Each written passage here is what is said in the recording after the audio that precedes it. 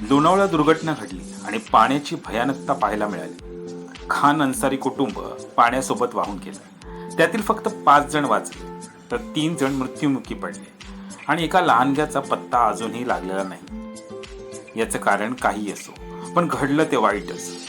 आज आपण कुठे ना कुठे पावसात पिकनिकला जात आहोत आणि घडलेली परिस्थिती दर पावसात येतच असते. फक्त माणसं बदललेली असतात. दर पावसात काही ना काही इन्सिडेंट होतच असतात आणि आपण बातमी बघून चर्चा करत गप्प बसतो.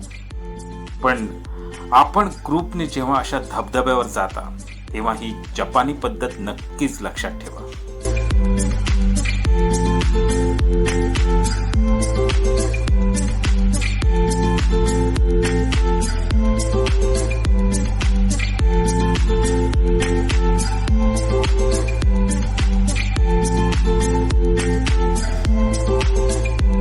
पद्धतीने कमीत कमी आपण जीव नक्कीच वाचवू आणि त्यावेळेत कुठून ना कुठून मदत यायला वेळ मिळेल या शंका नाही.